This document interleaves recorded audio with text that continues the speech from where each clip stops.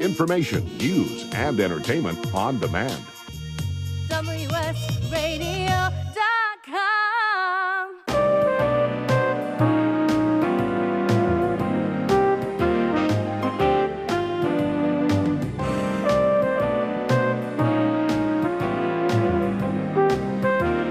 Welcome to Kitchen Dough with Mary and Heather. I'm Mary Goulet. And I'm Heather Reider. Welcome to the show. And we are so excited to be talking about cottage food this morning, today, and every day.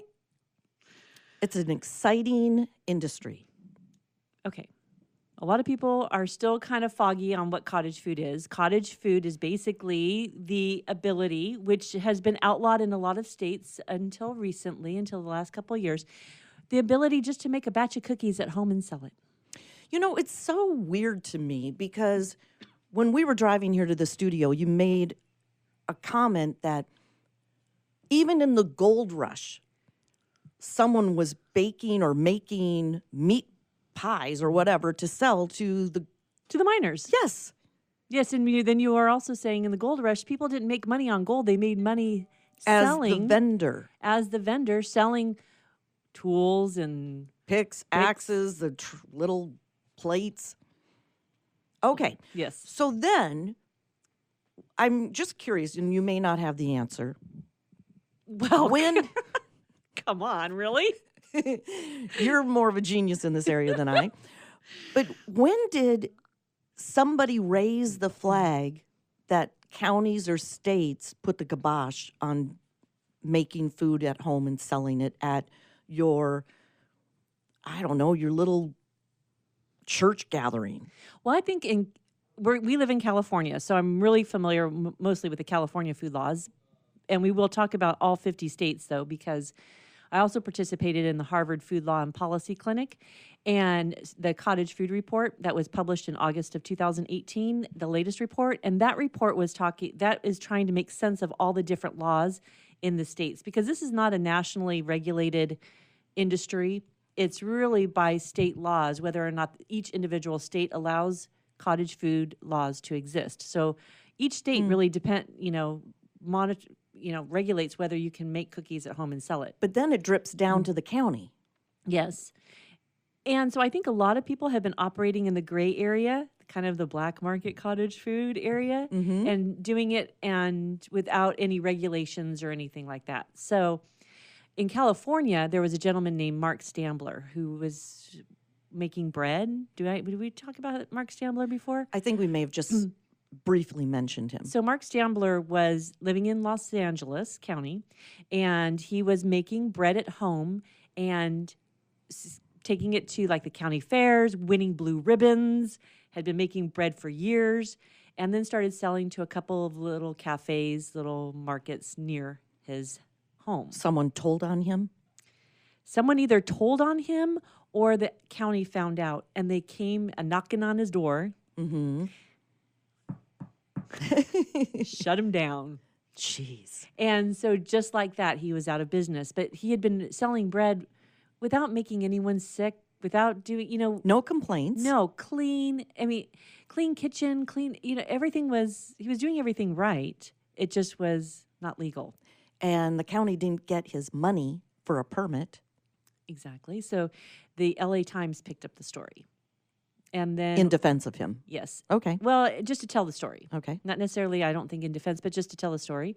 And so that's actually, now that I remember, okay, so you might, Yeah, it's okay. I just prod you along and then brilliance comes out. He was an award-winning bread baker, making bread, selling it, and people were lining up. And the food section did a story about how great his bread was. And that's how the county found out. Red flagged him. Yes. So that great exposure brought the attention, and it brought the attention. So he became an activist for the cottage food industry. Yes, and actually one of the local legislators came to his defense also and said, I want to help you change this law.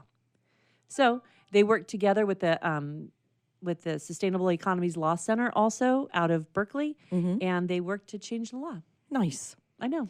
Okay, so here we are today. Yes. Heather and I did research on all 50 states laborious, but for you, but for you. So we're going to be posting that on our website, that each state, we give you enough information that you can look at it and go, okay, I'm in Minnesota, and they allow these particular foods to be sold at these places, and it might be a farmer's market, events, roadside stands, and then they'll say what prohibited foods are. So we're going to give you through this radio show lots of information, but you really need to drill down on your own in your state and county. We're just going to give you a primer and links to go find more information.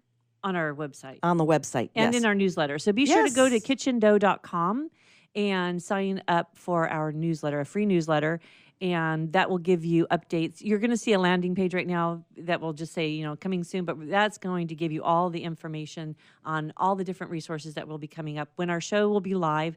And that's also, if you are dreaming of turning a recipe into a business, or if you all are already in the business of cottage food and you're making food. I am a small food vendor. I actually work out of a commercial kitchen, not my home kitchen. So cottage food is really about working out of your home kitchen. But we'll also be highlighting having a truck. Yeah, and working from a shared kitchen, and I'm now Yep. looking at a truck. Yep. So, Which is exciting because you have options. oh, I know. It is exciting. And the thing that I like about the possibility of a food truck, and we're going to go through all these different stages and how to get into a farmer's market and how to succeed in a farmer's market. But also, what I do like about a food truck, the possibility of it, is also the independence of it. Yep, throw her into gear and Oh, drive there's away. Wade. Wade just walked into the studio. Hello, Wade. So the show also is going to be about you. We want you to call us and tell us where you're at in your journey of cottage food. And if you have any questions, because we're all in this together. If we don't have the answers, another listener might. Yes. And the show is really about shining the light on the individual businesses, because this is the purpose of this show, is to make a batch of cookies and sell it is such a micro enterprise, but such a great business to start. You know what I mean? Like it's such a small business that there's just not a lot of people talking about the people who want to make a batch of cookies and sell it. Well, And that's a dream of a lot of people. yes. And it's old-fashioned in the modern world. Yes. And I Oh, love like that. Yeah. It really is. Because think about all the people that our country was built on people making food in their home kitchens. And I was mentioning to you earlier, look at the Italians and the Hispanics. They have deep roots of recipes.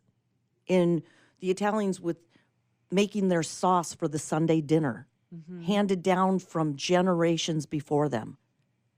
And now they have the opportunity to do something with that. How do you think all those store fronts or bodegas probably started with a family recipe, and then they added some toiletries in and a counter, and the great delis, great delis in the cities. And now we can do this. Oh, do you ever watch Patty Hinich, that food show on PBS?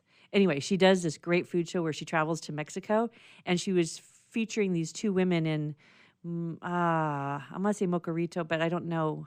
I'm probably wrong on the name. But anyway, the point being, there were two matriarchs in the entire town. One sold the savory dish, and then one sold the Sweet? sweet. Oh, wow. And they ran the town. Yeah, you go, ladies. That's awesome. Okay, so if you have a dream of a cottage food business, or you're already in a cottage food business, we want you to give us a call. And that phone number is 866-977-2346. one more time. 866-977-2346. You can find it at wsradio.com as well. Exactly. So just a brief history if you're new to the Mary and Heather Show. We've been working together on air since 2005, 3. Let's just call it a long time. Very long time. Yeah. And Heather found this industry, the cottage food industry, and now she's doing her own malasada donut business at farmers markets, catering events, Special events, etc. Yes. So we're here to shine the light on the industry and more specifically on your journey. Because whichever stage you're at. whatever stage you're at, because this is the thing that I also know about actually doing the business. It's really hard. Was that a surprise to you?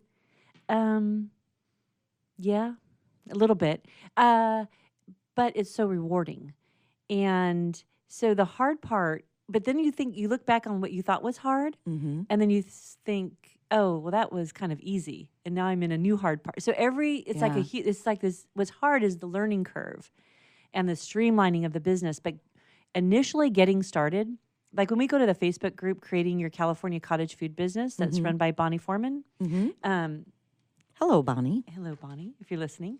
Anyway, if there's a lot of people with a lot of questions on, okay, so how do I get my cottage food license? Because in California, there's a cottage food license there's 2 classes. There's an class and a B class.